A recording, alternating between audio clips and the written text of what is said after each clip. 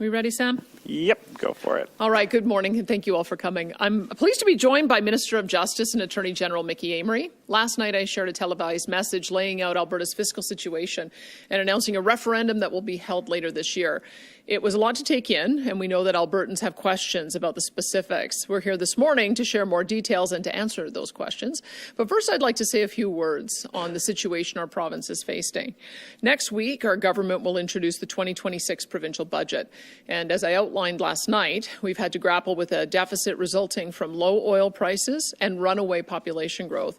Our medium and long-term solutions will see us double energy production to increase our resource revenues and continue to invest future surpluses in the Alberta Heritage Savings Trust Fund. The Heritage Fund is the true long-term strategy for addressing resource revenue volatility, and we have doubled it in size since 2021. To now over $30 billion. If we stay the course and continue to leave the investment income in the fund, we can reach our goal of $250 billion by 2050, which would allow us to weather oil price drops while still growing it for future generations. But we also have to address our budget situation right now. Alberta has dealt with low energy prices before, and we've absorbed periods of high population growth. But we've never dealt with them both at the same time, at least never quite as acutely as we have over the last few years. The key difference this time is around that federal immigration policies have foundationally changed. Ottawa used to prioritize economic migrants and newcomers with in-demand skills. This approach benefited our entire country, and especially Alberta, where it was one of the single biggest drivers of our success. More recently, however, federal selection criteria widened to include asylum seekers, international students, and low-skilled temporary foreign workers. In other words, recent federal policies have placed less emphasis on individuals who could immediately contribute to our economy. At the same time, Ottawa increased the volume of newcomers to an unprecedented level, and many of those newcomers have ended up in Alberta. That's not a surprise. Our province has attracted new arrivals for generations now.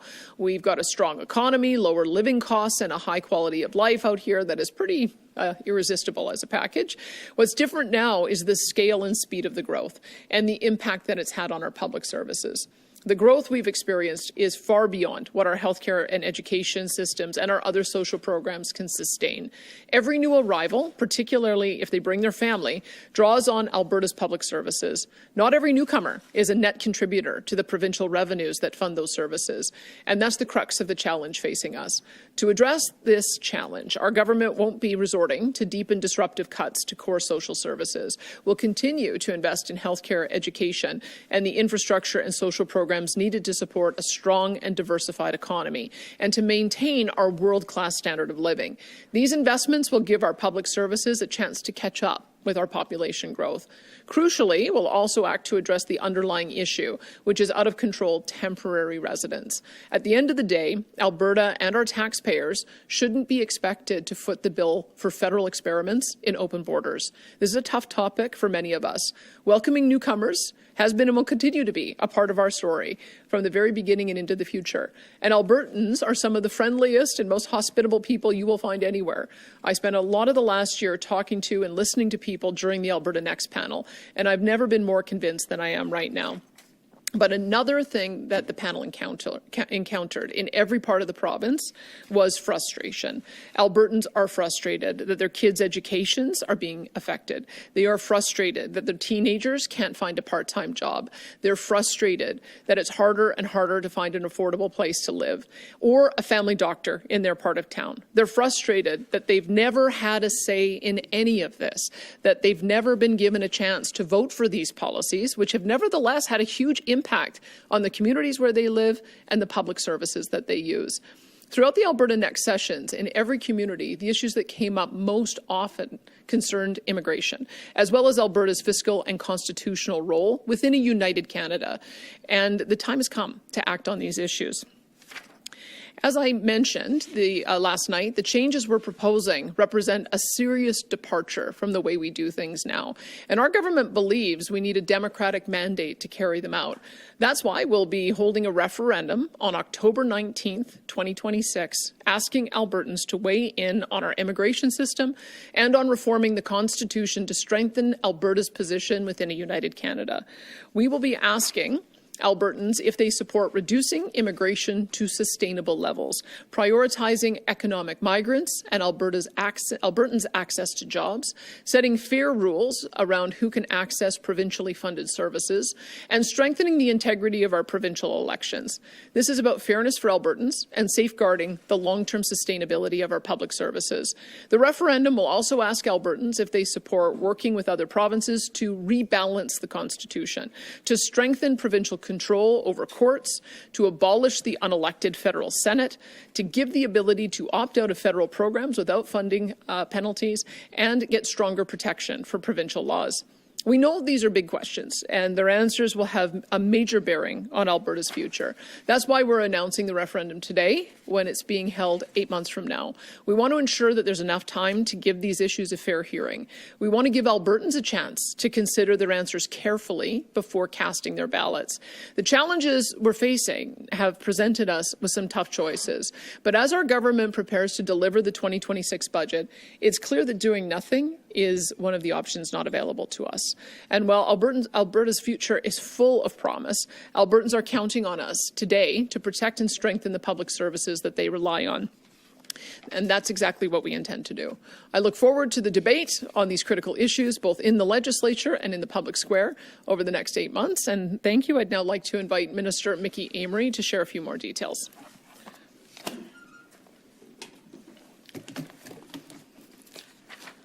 Well, thank you very much, Premier, and good morning to all of you. In the last year, our government has been very clear that we encourage all Albertans to participate directly in our democracy through voting in general elections and through avenues such as citizen initiative petitions. Last year, we amended our democratic process legislation as part of our mandate to strengthen public trust and encourage participation in our democracy. And we refined the process for citizen initiative petitions to make it more effective and more efficient, and remove red tape and the barriers to this important democratic process. Our democracy thrives when people trust the process and that those processes are accessible to people. I'm also proud to be part of this government that has been listening actively to Albertans, as we saw through the Alberta Next town halls this past summer. As the Premier mentioned, this coming fall, Albertans will have a direct say in the future of our province and our economy. This referendum gives Albertans a clear opportunity to express their views and will amplify their voices. It's an opportunity for Albertans to set the direction of our province for years to come. Direction that I have no doubt will ensure that Alberta remains strong and free. Thank you very much. Thank you. We'll now enter the media Q&A. We'll start off with questions in the room before making our way to the phones. Quite a few people today, so make sure to keep those questions short and sweet. We'll be taking one question, one follow-up, and make sure to state your name and outlet before asking your question. We'll go to our first at the mic. Hi, Premier. Matt Skase, Globe and Mail. One of your questions in here cites what you call an Alberta-approved immigration status. This is on a referendum question. You announced it last night. What is that, and what would qualify someone to be an Alberta-approved immigrant? Well, what we're looking at is a model very similar to what Quebec has had since 1991 with their Quebec-Canada Accord, where they have total control over their economic migrants. And so that would put us in a position where we would deliver a work permit.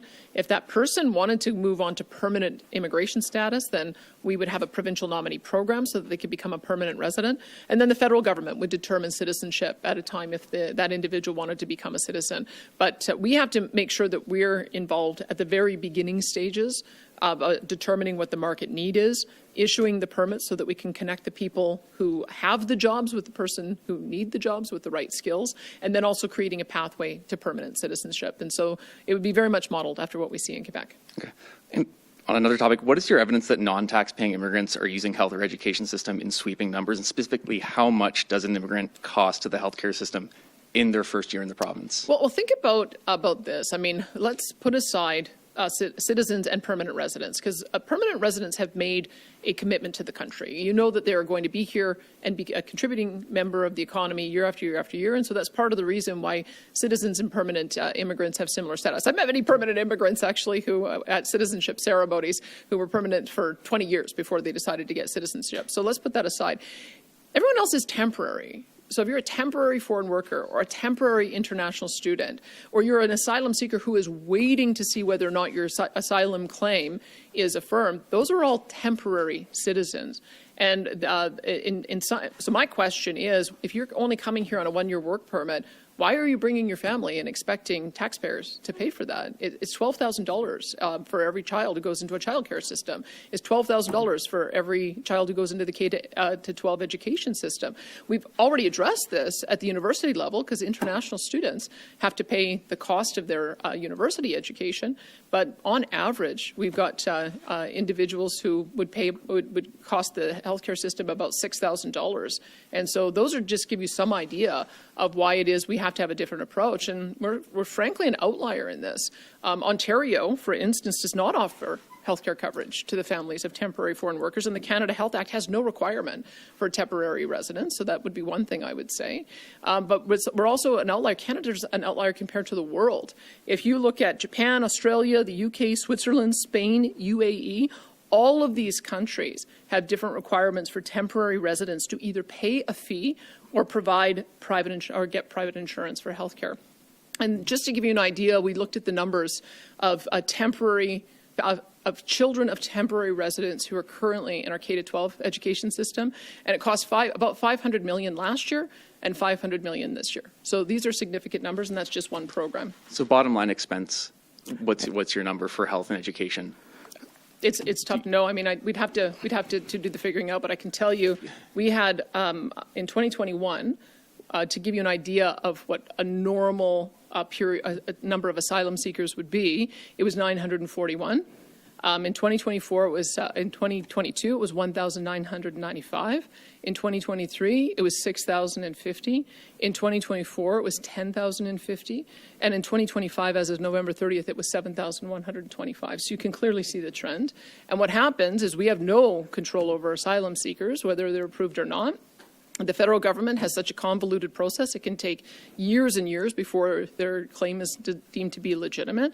And oftentimes, the cost of supporting that falls to provincial governments. So if the federal government has a particular policy, they should be the ones paying for that. If people who are coming here for temporary reasons, then they should make sure that they have proper insurance, just as other provinces do, and just as required internationally. And that, and then we should support those who are permanent residents and Alberta and Canadian citizens, because they're going to be the permanent taxpayers. So I think that we just have to align our policies with the standards that we're seeing internationally. Shouldn't you have a number We're going to have to go to the next question. We We got core 6 people issues here here behind on the you, deficit? Matt. Fourth Look, question. I can tell you one thing. And again, we don't have an individual. No, we don't track residents and how much they use. All I can give you is averages about what things cost. We were able to see for education, just because we went through for the first time a comprehensive review of what is happening in our classrooms. So that's why I was able to give you that number. But I can tell you, when we look at our budget, we have about 225,000 residents who drive about $14 to $16 billion worth of spending.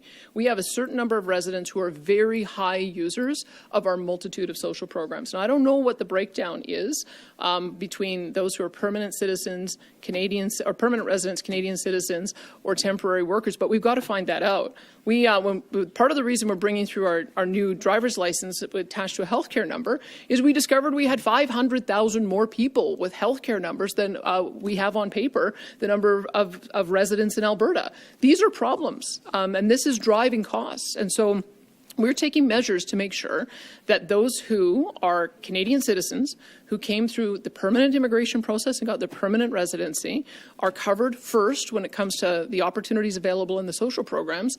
And those who are temporary, we're treating them as temporary.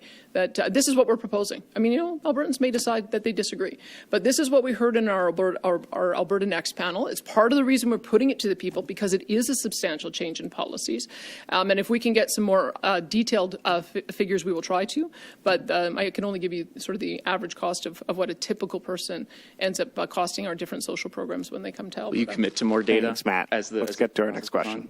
Well, if we can get it, for sure we will.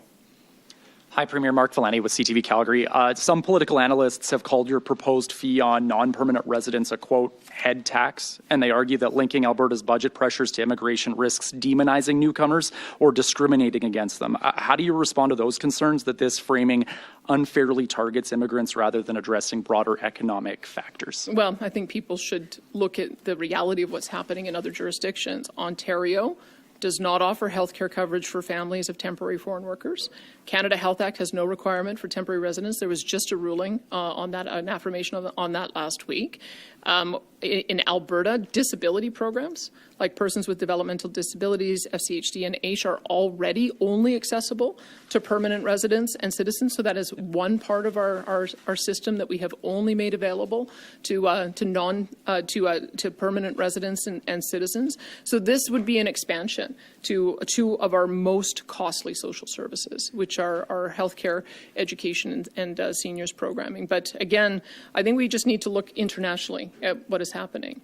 In the UK, they're having a debate about whether to extend the period before you can receive social services from 5 years to 10 years. That's the debate that's happening in Europe. We have had, in Canada, our population in the last 3 years has grown faster than literally anywhere in the world. I think the only place Alberta has not grown faster than is Sudan. And what was driving that in Sudan was a civil war. So to give you some idea just how extraordinary the changes have been in the last 3 years, to see the population of Canada go up by 6 million people. And we didn't have a public debate about that. No one asked us as provincial leaders. No one asked the public whether we wanted to throw out an immigration policy that had served us well for 40 years with an experiment on bringing in a massive number of temporary workers and students. No one asked anybody whether or not they approved that. So we're asking them now. Do we want to continue this, or do we want to try to go back to the normal immigration policy that we had that served us so well for 40 years, where we give the priority to economic migrants, and those that want to stay, we find a pathway to permanent citizenship, or permanent residency, and then ultimately citizenship? Just another question that perhaps this is for you and Minister Amory as well. The Alberta Coalition of Defence Council says that your comments about wanting more say over judges raises concerns about judicial independence. How do you respond to those who argue that any political influence over judges could undermine the rule of law and the court's ability to hold governments accountable? Well, I don't know why anyone thinks that 3 federal appointees and 1 provincial appointee, as the current system is somehow not skewing it. I think that when they looked at the level of contributions, most judges don't make contributions to political parties, and it's a good thing. I'm glad actually that is the case. But when you look at the judges who have, 80% of them gave money to the Liberal Party. How is that not skewed? How is that not ideological? And that's what we want to avoid. And so our first letter was, let's see if we can get a more balanced approach of having 2 appointees from our side and 2 from there, just so that we can do that additional lens to make sure that we have neutrality. But in the end, the administration of justice falls to us, and we're not, a tiny 500,000 population province anymore. When you become a large population province, as complex as we are, with the kind of economy that we do, with of course the kind of difference in culture and values in Alberta than we're seeing in the rest of the country, it makes sense that your judiciary would draw from a pool of people who understand Alberta and who are aligned with Alberta. So it does make sense that we would appoint at the higher court levels. Did you want to comment on that? Yeah, just very quickly. Yeah, I mean, let's talk a little bit about that as well. I mean, we asked for a collaborative approach. That was quickly shot down. I think as provinces, especially in my role and in the role of Executive Council as well, we have a really good line of sight, and we have a really good process in place currently for selecting provincial court judges, the Alberta Court of Justice. And what we've asked is that we have a more prominent role in doing that at the federal level as well. Premier has touched on some of the real problems that we have with respect to the federal process. There is very little, if any, input whatsoever on Court of King's Bench justices that serve here in Alberta, and I think it's important that we have a more prominent role. But the second thing is, we know that it's not a nonpartisan process. We know from the statistics that came out in recent years and the reporting that came out in recent years that a vast majority of those federal appointees did have political contributions. We try to avoid that here in this province. Then we'll go to our next. Hi, Premier. Karina Zapata, CBC News. You've touched on this. Just to follow up, as you crunch the numbers on this policy, how many new Albertans did you determine these policy changes will impact? And how much do you think this will save the government per year? Well, I can tell you a couple of things. Like, at least the new administration at the federal level has come to the same conclusion that we have. And I'll just quote from the budget, the federal budget, acknowledging that our immigration was built to standardize and evaluate newcomers, so the admission was based on a person's merits. And over time, the system has evolved in its complexity and its efficiency has waned. In recent years, the system became even harder to manage and less functional as the pace of new arrivals began to exceed Canada's capacity to absorb and support newcomers in the way we are used to doing. So even the federal government realized that the policies of Justin Trudeau were absolutely unsustainable, and it's going to take a few years for that to work through the system as the number of temporary workers and international students, as their work permits end up getting retired and they end up leaving the country.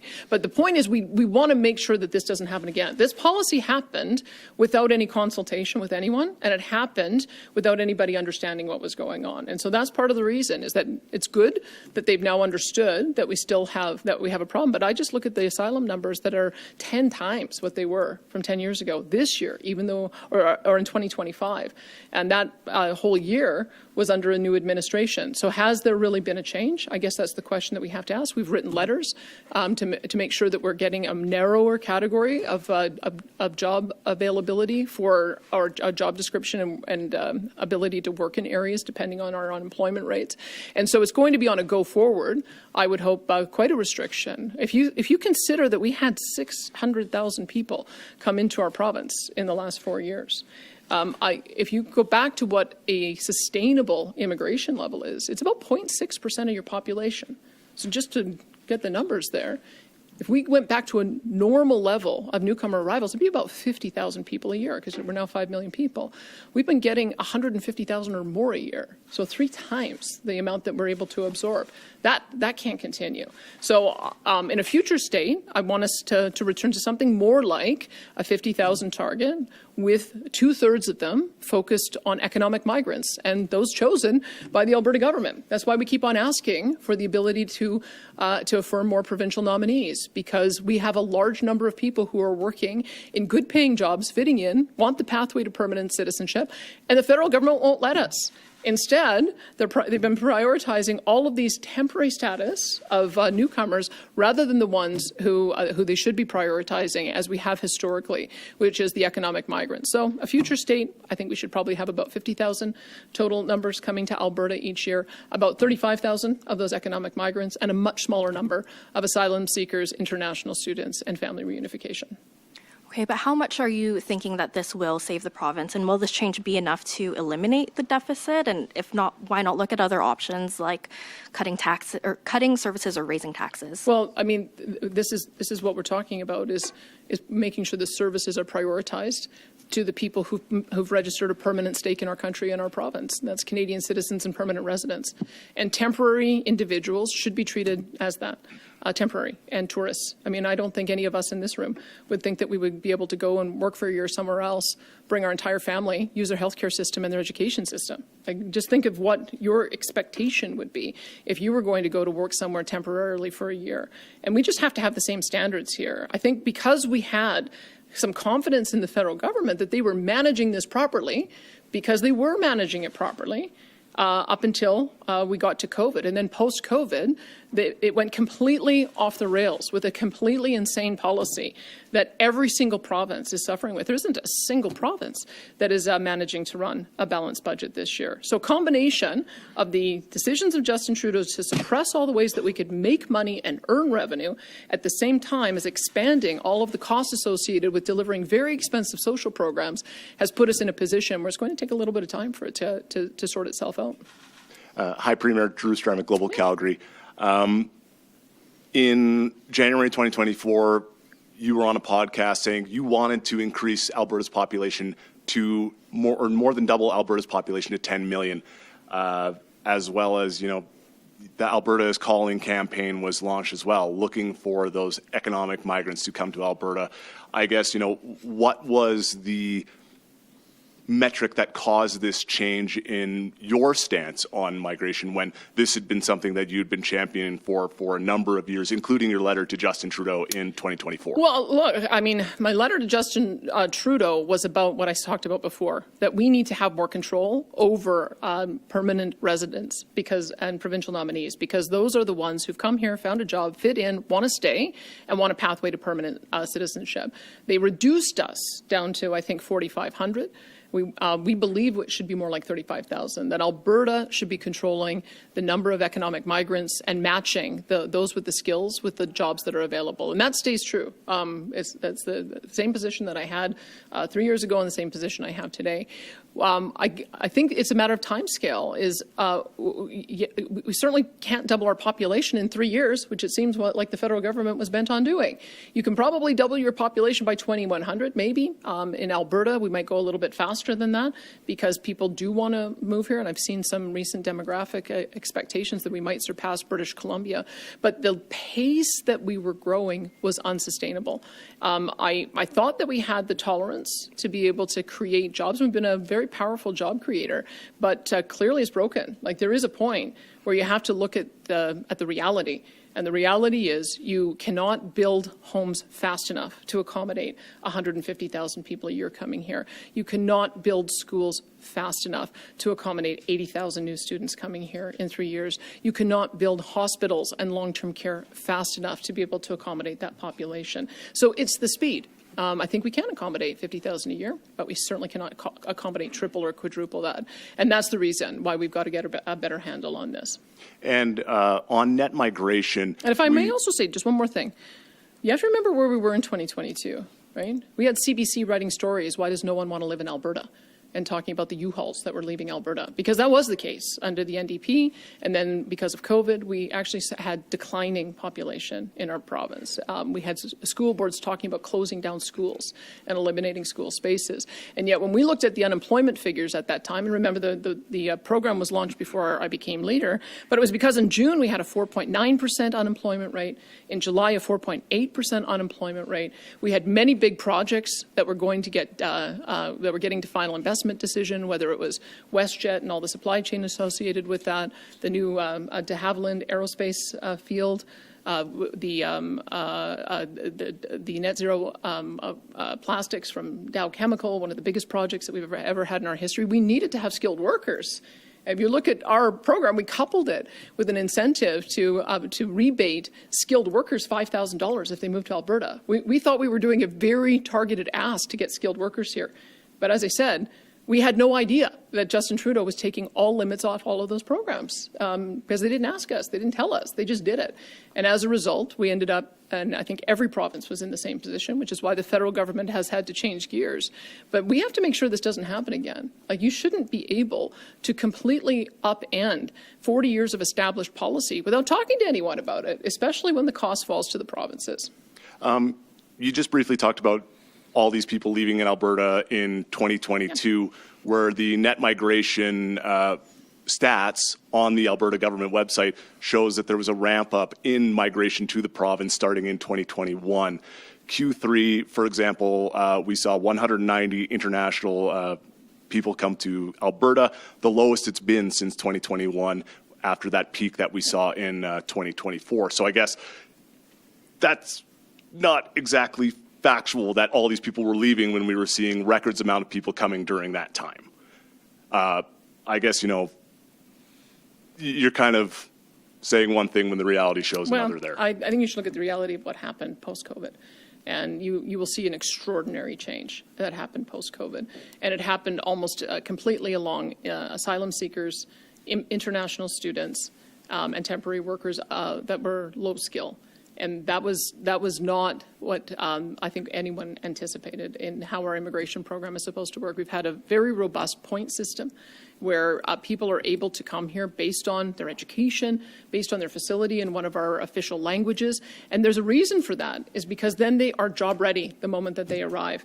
If you bring a large number of people here who don't have basic skills, don't have a job, don't even speak English, then all of a sudden you've created an environment where they're going to have to rely on government services. So the federal government flipped the policy on its head. I'm pleased to see, with the pressure of all of the premiers, that they are returning to a more normal immigration policy. But we have to make sure that this doesn't happen again, because we're still in a position where we have a large number of individuals who are seeking provincial nominee status. I think we're up to 30 or 40,000. And we only have the ability to offer provincial nominee status to 6,400. And we need to have the ability to offer permanent resident status to more people, just like they do in Quebec. Thank you. We just have time for a couple more. An economic standpoint, as Mark brought up the proposed potential head tax for accessing services for some Albertans who aren't permanent residents and things like that. I guess if the federal government sees these policies potentially getting enacted and decide to withhold federal transfers, what then? Is that what you would characterize Ontario's charging of a health care premium to non-permanent? Yes. You'd call that a head tax? That's what it's been referred to by others. Well, I see that it's not offside with the Canada Health Act, and the federal government hasn't punished them. So I think the federal government, in fact, issued a clarification statement last week saying that temporary foreign workers are expected to have private insurance. So I think that issue's been solved. It's not a head tax. It's if you're coming here temporarily, you're a tourist. So you got to get your own insurance. That's actually fairly standard around the world. Thank you. We have time for a couple more. We'll take our last to the mic, then go to the phones. Premier Bill Graveland from Canadian Press. When October 20th rolls around and the results from the referendums are known, will they be binding? My personal view is that you don't ask questions of the people unless you want to act on the results that you get. I can turn it over to Mickey, who will probably give you a very legalistic answer on that about whether or not technically in the law it's binding. But from my perspective, I'm not asking these questions with the intention of ignoring what Albertans tell us. I trust Albertans, and because this is a significant change and they're grappling with something new, and it was something that was raised again and again and again at our Alberta Next panel discussion. But again, that was only a portion of Albertans who participated in that. These changes, I think, are important enough that we need to get the people to weigh in on it. Did you want to comment on that? Yeah. Thank you. Thank you, Premier. And give you a little bit of a nerdy legalese answer. The Referendum Act has sort of a number of different options. For a constitutional referendum, as you know, if the majority of ballots vote in one particular way, then the government needs to take steps to implement the results of that type of referendum. Of course, for a non-constitutional referendum, it would be up to the Lieutenant Governor and Council to make that decision as to whether or not the decision is binding. But the reality still remains the same as what the Premier said.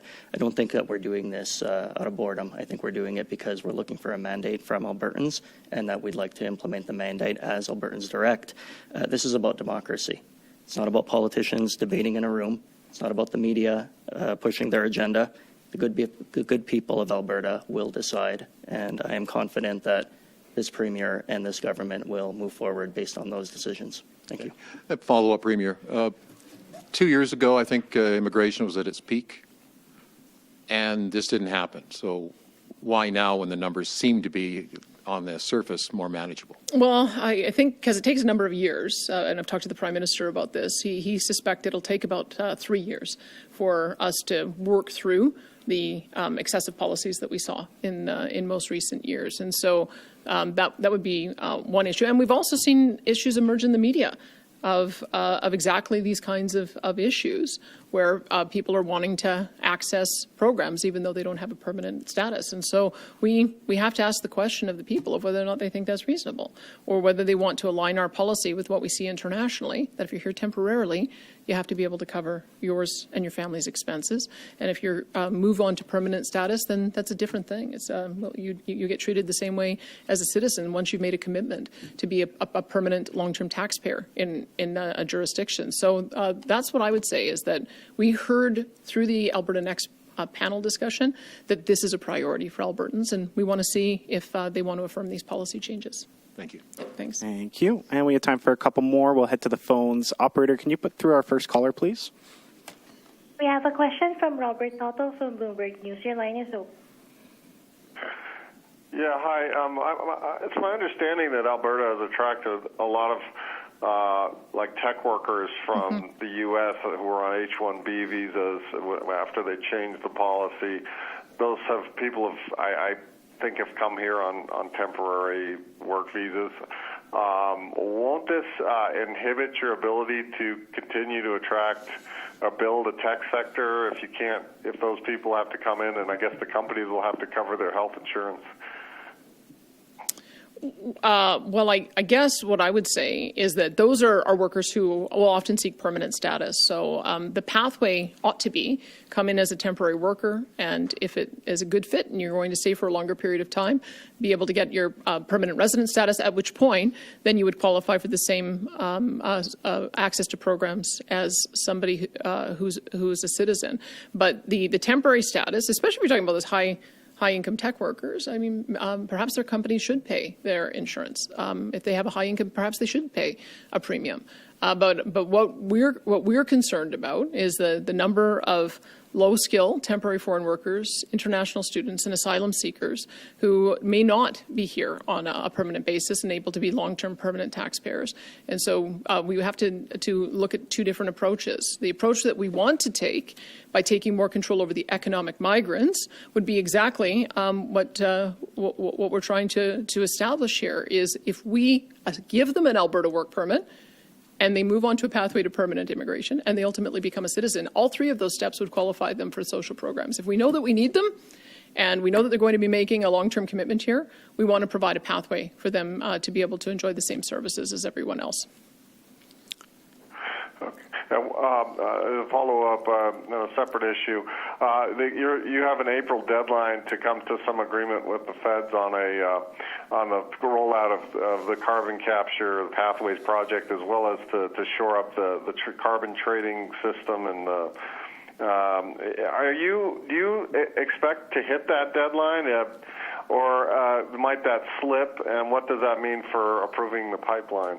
Well, we certainly can't delay longer, much longer than the target that we set. There's a reason for that, because to make final investment decisions in expanding production, we need to have some certainty around what that carbon price will be. I mean, we put our opening position on the table. We think $95 is the right one, and keeping it there for a longer period of time, the federal government put their position on the table, which was $130 at some point in the future. So the negotiation is how quickly do we rise to $130? And how stringent do we make the benchmark that our companies have to achieve? I think we're all in alignment that we want to be the lowest emissions barrel for heavy oil, but it takes some work going through each of the sectors, and we don't want to put anything in place that is going to dampen investment, especially since we're now seeing a resurgence in investment in power generation fueled by natural gas and the data centers that is going to be able to fuel as well. So I think the initial steps that were taken to end the threat of an emissions cap and give a carve-out on the net zero power regs have already demonstrated their value in restoring investor confidence.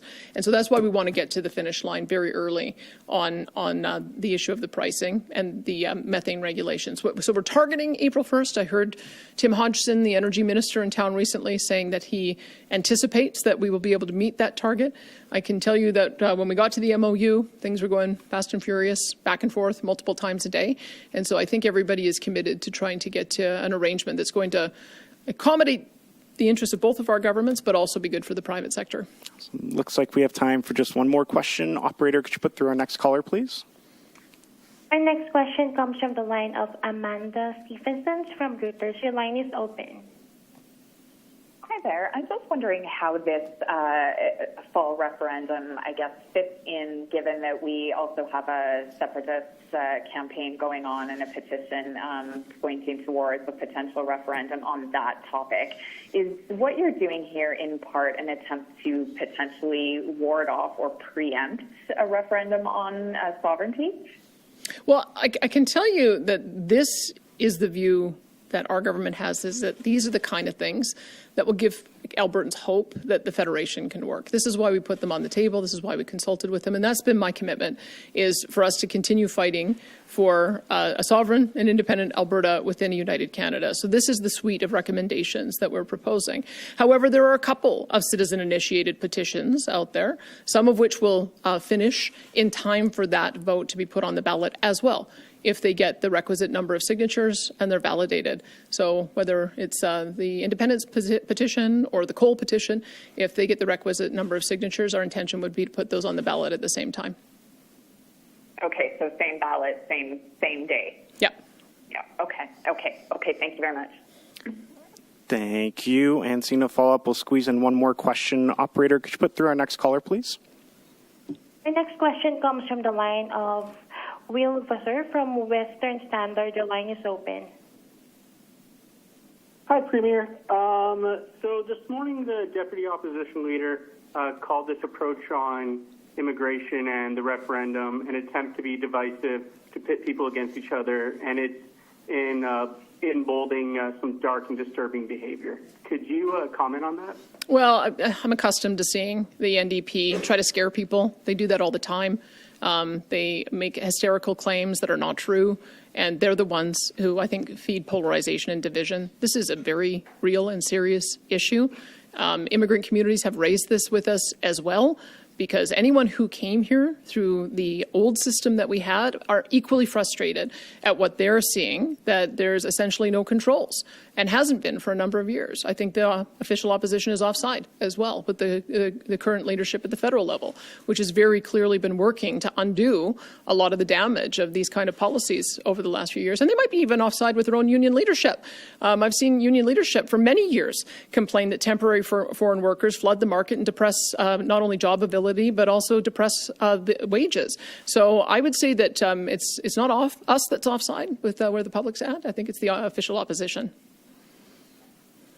And then my follow-up, or my second question on that is, today Rachel Notley and Thomas Lukaszuk have thrown out accusations of Nazi tactics when referring to this immigration approach.